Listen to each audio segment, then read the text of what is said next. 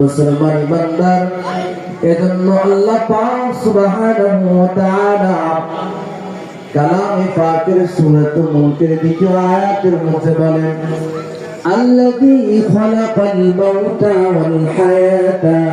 ليبلوكم أيكم أحسن عملا আল্লাহ পাক সুবহানাহু ওয়া তাআলা বলেন হে দুনিয়ার মানুষ আমি আল্লাহ পাক তোমাদেরকে এই জমিনের মধ্যে হায়াত দিয়েছি আমি আল্লাহ তোমাদেরকে আবার মৃত্যু দেব ও বান্দা জন্ম এবং মৃত্যু আমি আল্লাহ সৃষ্টি করলাম তোমাকে পরীক্ষা করার জন্য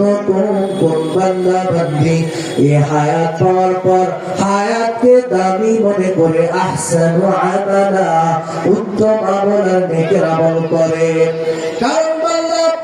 আল্লাহ পাক সুবহানাহু ওয়া তাআলা যে বান্দা বান্দীকে আমল করবে আল্লাহ পাক সুবহানাহু ওয়া তাআলা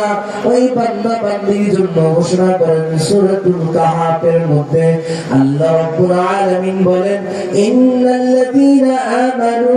ওয়া আমিলুস সালিহাতি কানাত লাহুম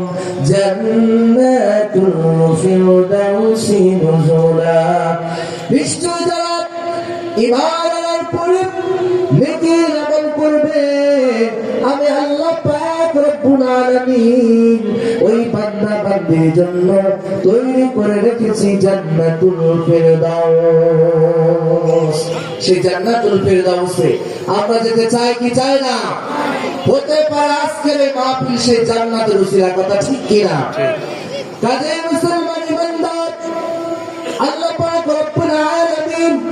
তোমাকে আমাকে দুনিয়ার হায়াত দেওয়ার পরে আল্লাহ পাক রব্বুল আলামিন মৃত্যুর কথাও স্মরণ করে দিয়েছেন